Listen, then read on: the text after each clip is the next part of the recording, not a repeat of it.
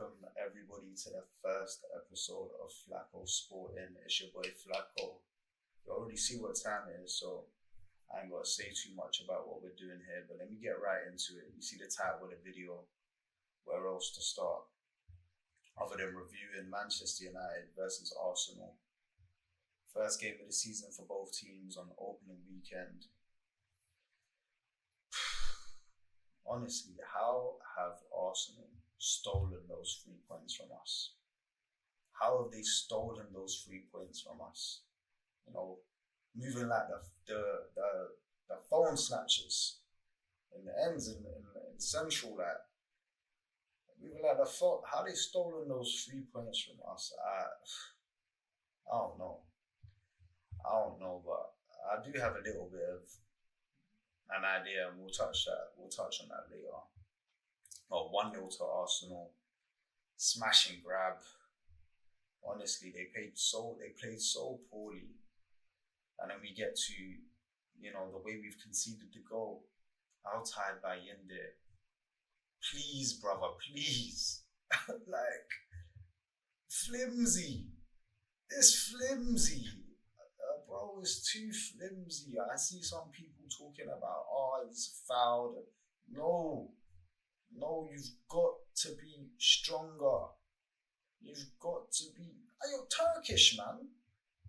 Turkish men are strong. Altay, man, it's got to be better. I'm sorry. The same thing happened against Spurs last season. Like, it's got to be better. It's got to be. So for that to be the goal that we've conceded to lose this game is even a kick in the teeth. But listen, let's touch on how Arsenal did win this game quickly before I talk about United in depth. There's not much to say because Arsenal played so poorly. David Raya, man of the match, no doubt. He had a very good game. But I would say their best outfield player was Odegaard. I would probably say that. But other than Odegaard, the midfield battle we won, and their front three, non-existent. They were on lock the whole game.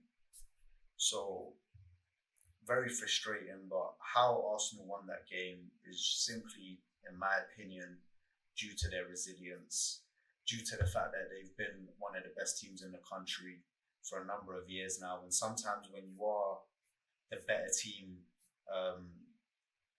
over a number of years, sometimes you're able to grind out those results. And Man United, we know a lot about that from the glory days. But that's how they won that game. They grinded it out and they got the 3 points. And credit to them, because that is the signs of a good team. That's a sign of a great team. And if Arsenal are able to keep up those wins when they're not playing well throughout the season, then who knows? I don't think they're winning the league, but who knows? That's the type of win you need to win this Premier League. So yeah, that's from the Arsenal perspective. I think they will be quite happy with the fact that they played so badly and managed to get 3 points. And I think they'll take those 3 points. They'll be happy with those 3 points at Old Trafford, and they'll move on to the next one. And I'm sure in weeks to come, I know they've got a tough run in on the way, but I'm pretty sure they've got Leeds next, perhaps. And I think you'll see a much dominant performance, the Arsenal that we've been seeing over the last few years. So that's Arsenal. Moving on to United, we played very, very well. Honestly, we were the dominant team. We played some great football. And Mbeumo, very promising. But Cunha, this guy's a baller. This guy is a baller. Like, for real, like, how? another special shout out to David Raya. How Raya has saved that shot when Cunha's taking it past, I want to say it would be Saliba maybe. Low driven shot with the left foot. It's going in the bottom bins. And how Raya's got down and got his fingertips to that to send it wide is phenomenal. I take off my hat off. It reminds me of, the type of shot stopping David De Gea used to make. And yeah, honestly, I don't know how we didn't manage to score, because we had so many good chances. We played a lot of good football. Not so many like clear cut chances where it's like, oh, you must score. But and Mbeumo had a little bit of a one-on-one kind of with a defender to the left of him. So did Cunha. Obviously, he was just stretching for it at the end. And then we had a couple like that Cunha chance to rise, the one that really should have gone in. But overall, we played very well. Defensively, we were sound. Apart from Bayinder, that mistake. When you talk about the centre-back pairing, the trio of Shaw, De Ligt, and Ledioro, excellent. They looked so comfortable. They knew what they were doing. It was nice. Patrick Dorgu, very positive, very strong. He also had a great chance that hit the post. Great strike. It was very unlucky. And we won. I don't want to hear nobody telling me that Casemiro is done. Casemiro can't play no more. All these pundits and all these people, all my mates, leave the football before bro, they don't know what they're talking about. That is still a class player, a very exceptional player. And especially in our team where we haven't got leaders, we need a player like that.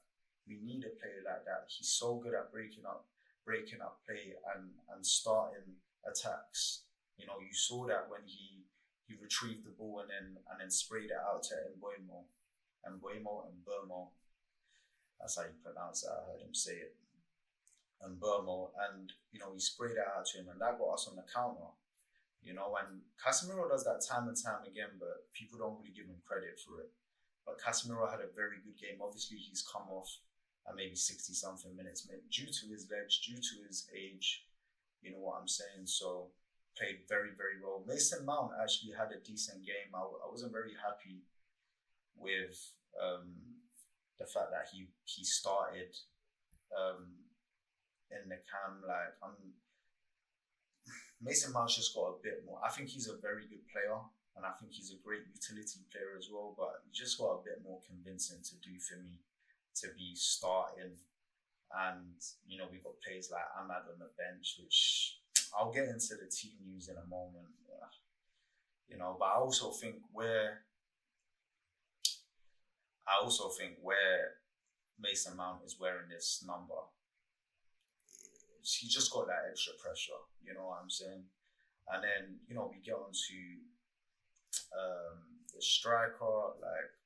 Obviously Bruno played alright, Bruno played well. Sesko's come on around 17 minutes. He did okay. He didn't have much to work with, not much time, but he did alright. So I mean, Sesko, you can't, because he only had 20 minutes. It's a bit. We talk about Gyokeres.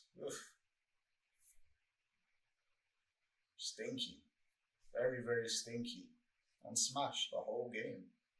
But I do think it's premature to write him off. I think the goal scoring he's been doing over the last couple seasons, you can't ignore it. And I think when Arsenal are the more dominant team in the game, you will see the best of Gyokeres. And yeah, it's just a kick in the teeth, really. Honestly, really a big kick in the teeth. And now I think about, we played well, we deserved the 3 points, but in the mid-game, in-game now, where, we're 1-0 down. We need to at least equalise. You take off Casemiro and you bring on Ugarte, he says, or Ruben Amorim says, Ugarte. You bring on Ugarte. I'm sorry, Ugarte, smelly. Like, come on, bro. It's just not good enough. It's just not good enough. And my main issue with the team selection, Ahmad doesn't start. When are we going to start being positive? Dallo has to start. Like, Ahmad's not going to start. Come on. Like, Ahmad was our best player last season. Ahmad was by a mile. And he can't start on the first day of the season. It just doesn't make sense. Kobbie Mainoo gets 0 minutes. Kobbie Mainoo is one. He burst on the scene when he did, and he was exceptional. And he gets into the final Euro final starting lineup for England, and in Amorim's system, he can't. What are we talking about here? Casemiro, Bruno, Mount, Ugarte. What? That's how far down the pecking order he is. Ruben Amorim. Letter to Ruben Amorim is on the way, so I'll touch on that a bit more about how I feel about his treatment of Kobbie Mainoo. But listen, let me just wrap this up, man. A lot of positives to take from the game.